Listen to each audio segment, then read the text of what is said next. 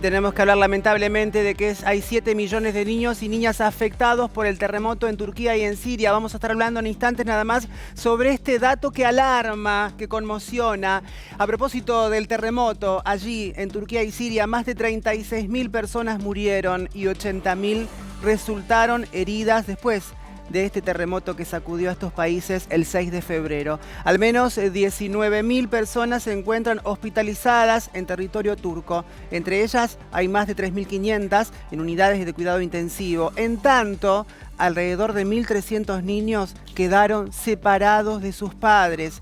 Por su parte, en Siria, las operaciones de rescate terminaron en las áreas controladas por los rebeldes en el noroeste del país, informó la organización de voluntarios Cascos Blancos.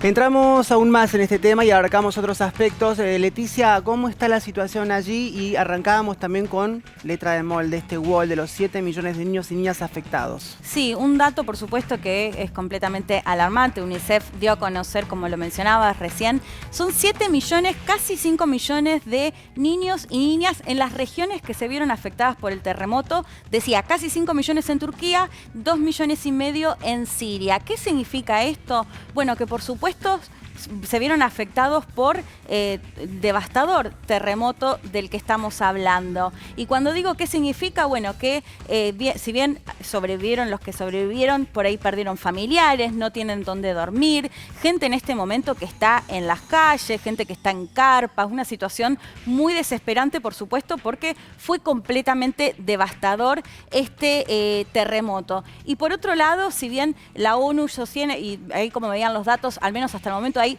más de 37.000 muertos, sí. La ONU sostiene que este número puede ascender a los 50.000 muertos. Y en ese sentido lo que dice UNICEF, bueno, por supuesto miles de ellos van a ser niños y niñas que, recordemos, un terremoto que se dio en medio de la madrugada, es decir, que estaban la mayoría durmiendo en sus casas, así que una situación en la que piden ayuda justamente para estas personas que de pronto perdieron absolutamente todo y por supuesto, además al ser menores de edad, que perder a sus propios familiares, ¿no? Leticia, a propósito de esto, a meses de las elecciones, Erdogan recibió críticas. Sí, recordemos. ¿Cuáles fueron esas críticas? Sí, Erdogan gobierna primero como primer ministro, después como presidente hace 20 años en Turquía. De hecho, él llegó y ascendió, digamos, en popularidad después de un terremoto que hubo en 1999, más de 17.000 muertos, y el gobierno de ese entonces fue muy cuestionado por cómo llevó adelante la ayuda a quienes se vieron afectados. Lo que está pasando ahora es que crecen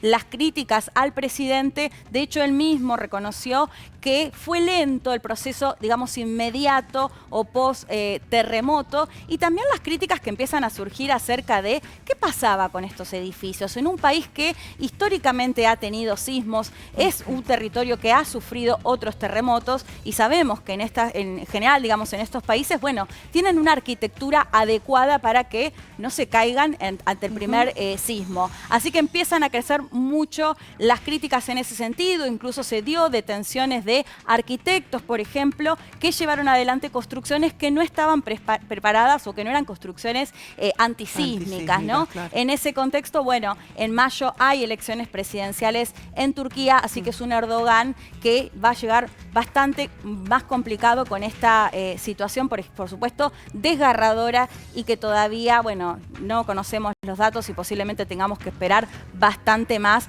para conocer la totalidad de muertos y la total destrucción después de este terremoto, tanto en Turquía como en Siria. Y además que seguramente los vestigios que deja esta catástrofe no se van a solucionar en estos pocos meses. No. Mayo estamos acá cerca, ya dentro de poco vamos a llegar solo a mayo. Sumar, o sea que por un lado Erdogan lo que dice, bueno, nadie está preparado para un terremoto de esta digamos, dimensión, esta magnitud, por supuesto, pero por otro lado, bueno, críticas de cosas que se podrían haber hecho y que no se están haciendo, o lugares a los que no llegó la ayuda en el momento que tenía que llegar.